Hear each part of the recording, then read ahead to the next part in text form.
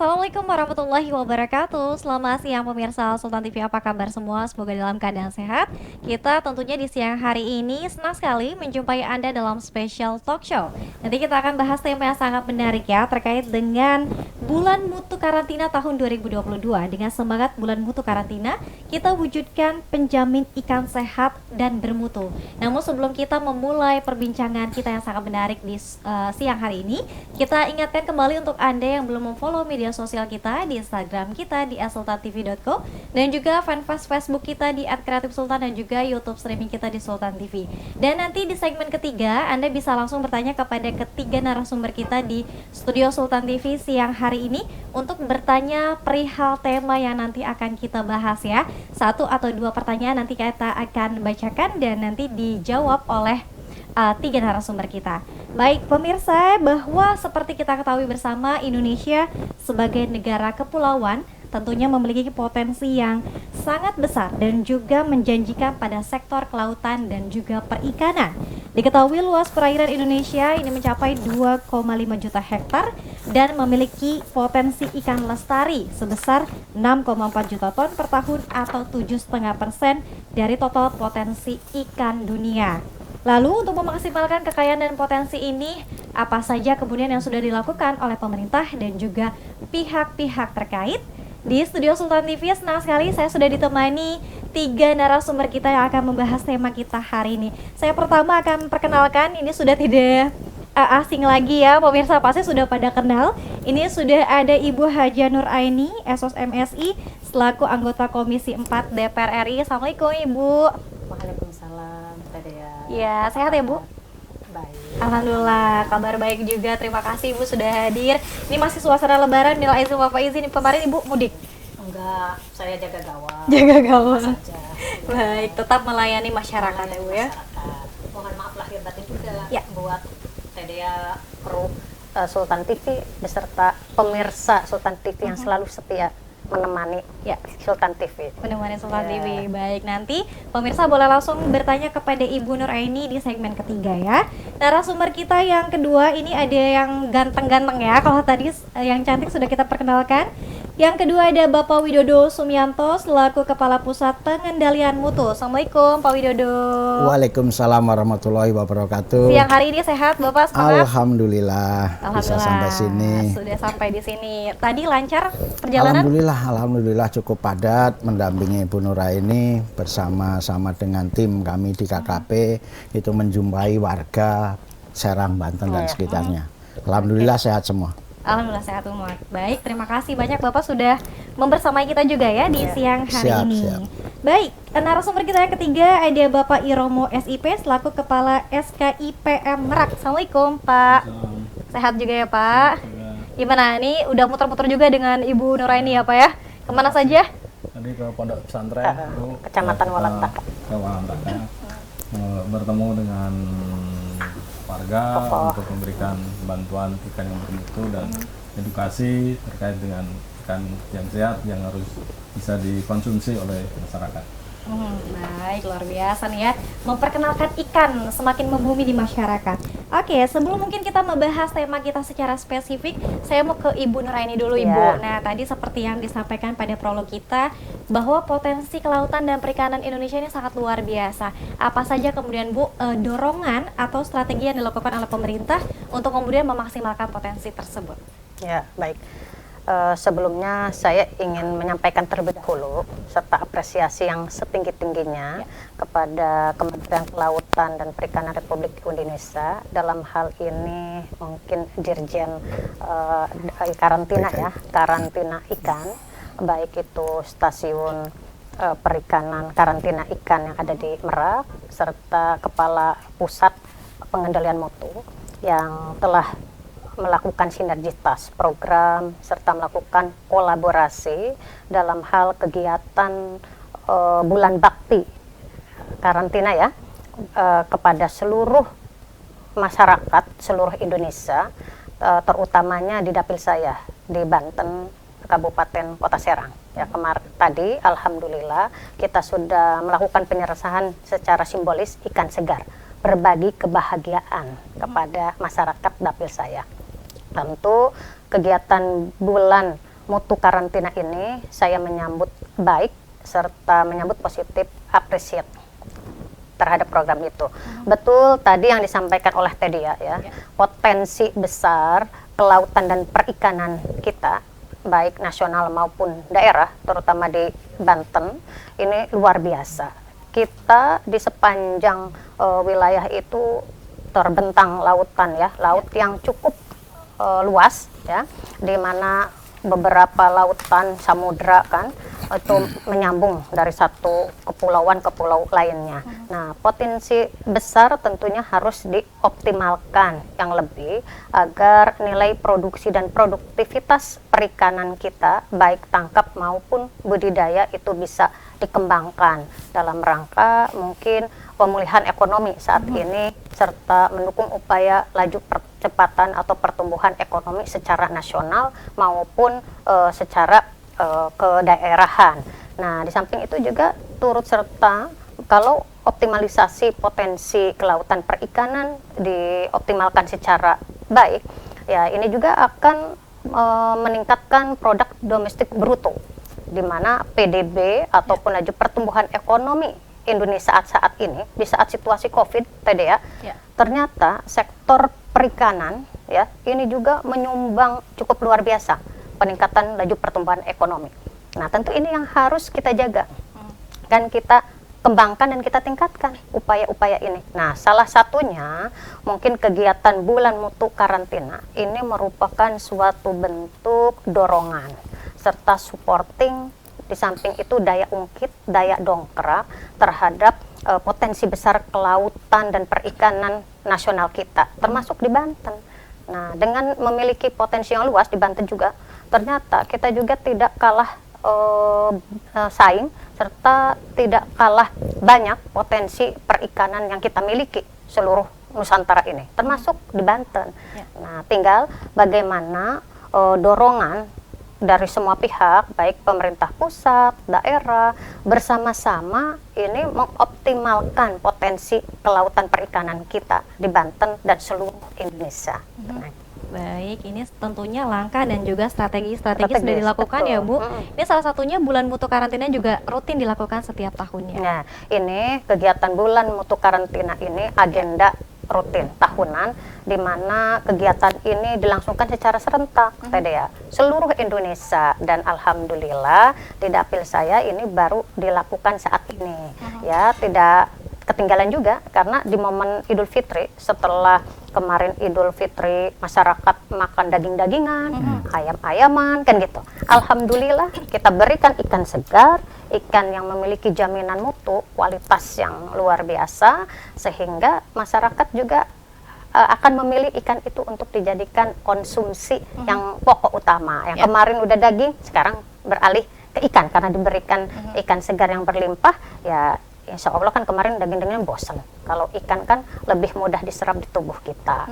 Jadi kalau ikan segar bermutu ini luar biasa. Yang mungkin gini tadi ya, masyarakat kita ini kan belum tahu atau belum masih minim ya edukasi yang disampaikan. Masyarakat sebagai konsumen tentu kan harus tahu pemilihan ikan segar itu seperti apa. Maksudnya bulan mutu itu ke arah sana, mengedukasi, memberikan kesadaran dan penyadaran kepada masyarakat selaku konsumen ya, konsumen pemakan ikan gitu ya, konsumsi ikan, agar masyarakat kita juga lebih tahu, lebih cerdas juga dalam memilih ikan segar yang dikonsumsi itu seperti apa. Tentunya yang harus terjamin dari sisi keamanan, kualitasnya gitu.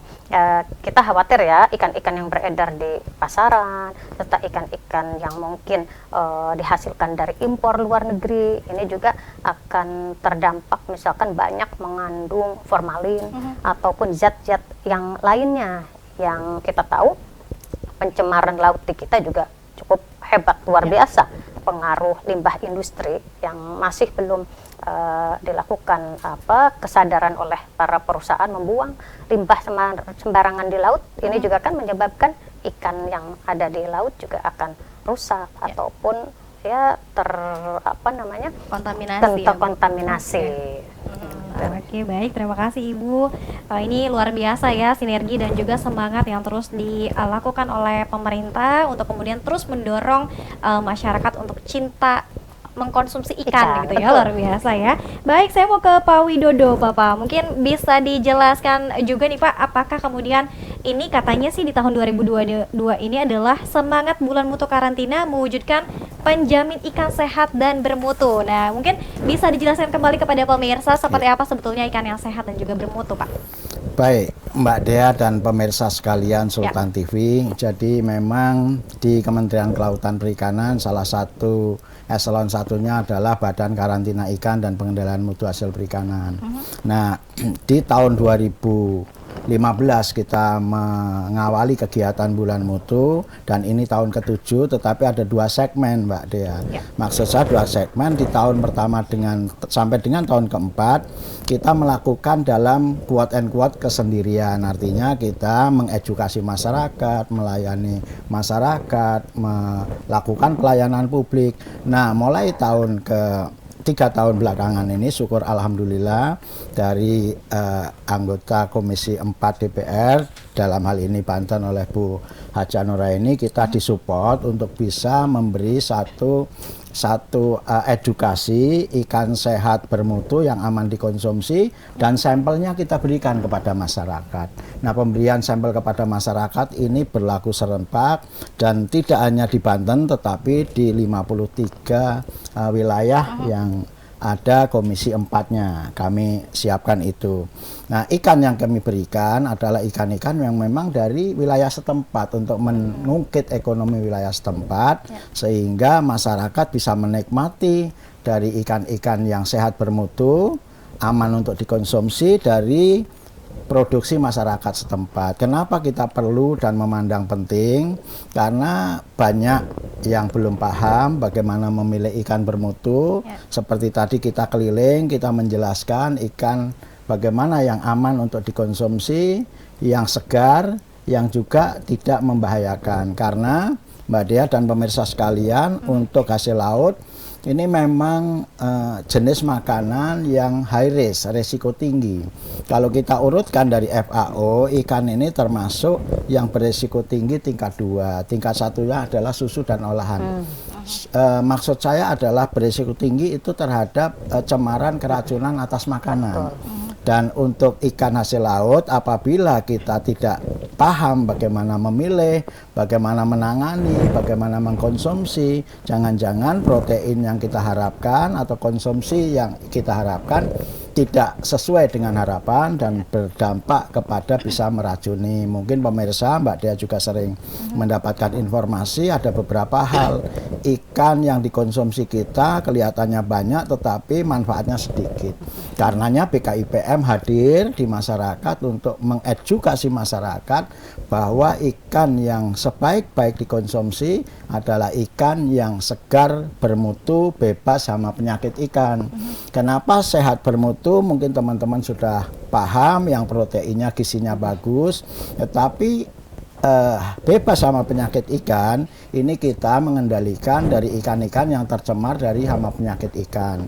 Mungkin sebagai edukasi juga Mbak Dea bahwa ikan itu secara alami itu apabila didapat dari perairan yang tercemar itu juga akan dapat membahayakan, sehingga kita mengedukasi kepada stakeholder kita, kepada pembudidaya kita, kepada nelayan kita, kepada para pengolah kita, sampai kepada ibu-ibu atau kita yang mau mengkonsumsi. Kenapa saya sebut ibu-ibu, Bu Haja? Karena biasanya yang menangani itu ibu-ibu sebelum masuk ke perut kita. Jadi kalau dalam istilah internasional itu kita kendalikan from dari tambak, dari laut sampai ke meja konsumsi. Ini dikendalikan oleh kita di KKP. Penjamin mutu adalah BKIPM, sekaligus BKIPM menjawab amanah dari Pak Menteri Kelautan dan Perikanan bahwa ikan yang beredar di Indonesia, ikan yang masuk dari luar negeri ke Indonesia, yang keluar dari Indonesia harus betul-betul aman untuk dikonsumsi, bebas sama penyakit ikan. Dan itu juga dikuatkan, kami senang karena adanya Inpres 01 tahun 2017, tahun 2017 bulan Juni, sehingga Inpres itu mengamanahkan bahwa ikan yang dikonsumsi oleh masyarakat Indonesia, masyarakat domestik, betul-betul ikan yang memenuhi persyaratan kesehatan dan keamanan pangan. Selain itu juga ada keinginan di balik itu untuk menjawab program stunting yang di Indonesia ini.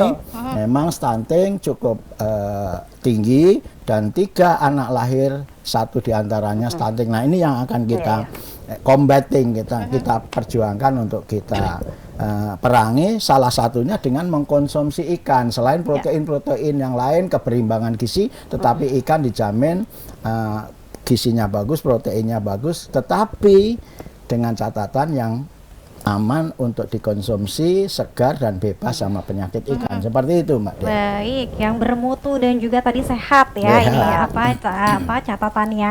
Nanti kita tanya ke Bu Nuraini lagi soal stunting tadi ya. Ini ada kaitannya juga dengan bulan mutu karantina. Namun sebelumnya saya mau ke Pak Iromo dulu nih yang punya ikan di Merak ya, Bu ya.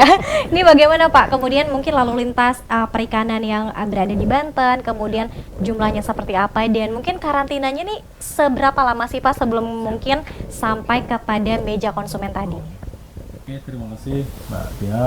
Jadi kami dari stasiun karantina ikan Merak mempunyai wilayah kerja di Serang, Pandeglang, Lebak, ya, di Provinsi Banten, kecuali Tangerang, itu wilayah kerjanya Balai Soekarno-Hatta. Yang disampaikan tadi volume dari ikan yang ada kita menunjang ekspor, itu ada 2 perusahaan besar yang di Banten sini itu diekspor ke Amerika, khususnya yang paling besar volumenya 1 tahun itu bisa 44.000 ton. Di situ kita melakukan penjaminan mutu dan kesehatannya, kita uji, kita ada sistem HACCP yang tiap bulan kita survei, istilahnya surveillance, yang kita uji yang umum itu E. coli, Salmonella, bakteri yang untuk kesehatan manusia kita uji bahwa harus bebas.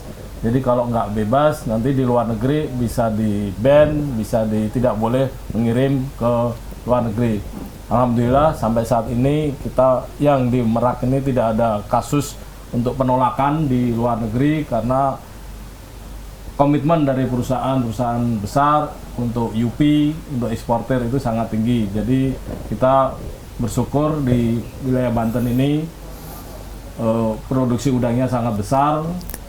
Induk udang itu juga diimpor dari luar negeri. Kita ada hatchery itu pembenihan udang yang potensinya sangat besar, yang untuk mensuplai seluruh wilayah Indonesia dari Sabang sampai Ambon juga dikirim juga dari sini lewat Bandara Soekarno-Hatta, yang kita melakukan penjaminan dari mutu kesehatan ikannya, dari hama penyakit ikan, ada virus yang tidak boleh beredar, yang kita lakukan uji, ada di laboratorium kita, dilakukan penjaminan mutunya. Kira-kira. Oke, kalau jenis ikannya Pak, mungkin selain udang? Yang potensial, di Merak, di udang yang nilainya sangat besar, itu benihnya itu induknya sekarang itu ada yang diimpor dari Hawaii, mau dibesarkan di sini, dibenihkan, nanti budidayanya ada di Sumatera, ada di tempat lain, nanti masuk lagi di Banten sini untuk diolah, diekspor lagi melalui Serang ini. Jadi potensinya sangat besar. Yang ini sebenarnya harusnya masyarakat Banten ini bisa terangkat ekonominya. Namun apa yang harus kita lakukan, selalu bekerja keras agar manfaat daripada ekonomi budidaya ikan ini bisa ke masyarakat. Baik, pemulihan ekonomi nasional pasca pandemi COVID didukung oleh Komisi 4 ya Bu ya, DPR RI. Nah, kalau kita bicara soal daya saing nih Bu, mungkin dari Ibu boleh juga berpendapat, apakah kemudian ikan-ikan yang dihasilkan oleh Indonesia ini cukup bisa bersaing di ranah ikan-ikan global Bu? Atau seperti apa? Iya, tentunya saya masih meyakini dan memiliki optimisme ya terhadap daya saing perikanan kita Indonesia nih untuk bisa bersaing hasil perikanan dari seluruh dunia. Nah, terbukti tadi kita terus melakukan ekspor, ini kan berarti memberikan kontribusi positif terhadap pertumbuhan ekspor perikanan kita. Akan tetapi tentu nilai positif ini harus kita jaga dan terus kita tingkatkan, walaupun saya melihat belum begitu besar ya ekspor yang dilakukan, akan tetapi ada lonjakan ataupun peningkatan-peningkatan yang cukup luar biasa. Nah, tentu dorongannya bagaimana pemerintah kita dalam hal ini, mungkin teman-teman dari KKP untuk bekerja keras lagi, berupaya untuk bisa daya saing ikan kita ini bisa diterima lah oleh dunia internasional kita. Nah, diharapkan daya saing ini adanya peran serta optimalisasi peran fungsi dari Badan Karantina Ikan ini sendiri sebagai mungkin leading sektor untuk bisa memastikan bagaimana penjaminan mutu perikanan kita yang lebih diharapkan secara perdagangan internasional.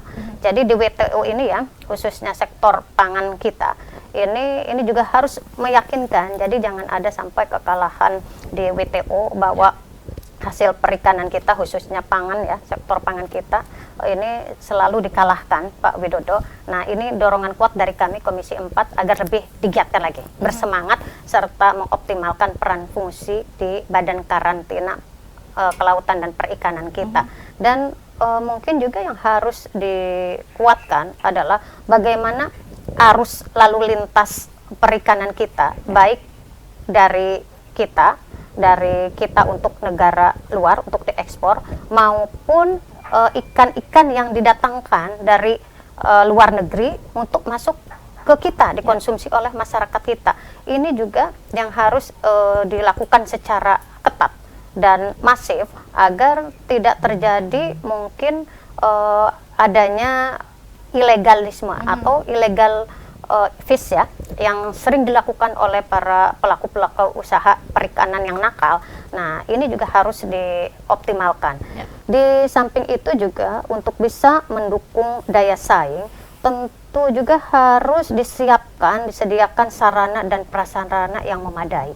Mungkin saja negara kita ini belum terlalu optimal untuk dilengkapi sarana prasarana. Tapi bagaimana kita lihat di negara yang lain, China, Jepang, kenapa negara-negara luar lebih-lebih ya untuk bisa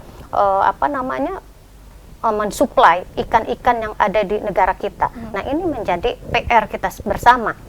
Nah, diharapkan ke depan dorongan Komisi 4 berharap bahwa kita optimalkan peran fungsi dari Badan Karantina pengendalian mutu perikanan kita ini untuk lebih digencarkan dan dukung dari sisi sarana prasarana, pengawasan yang melekat, yang ketat, juga mungkin juga yang diharapkan oleh kami bahwa kita juga harus mampu mendampingi para pelaku pengusaha perikanan kita, baik yang itu yang akan dilakukan untuk eksportir maupun pengusaha importir yang didatangkan kaitan dengan jaminan mutu QA gitu ya.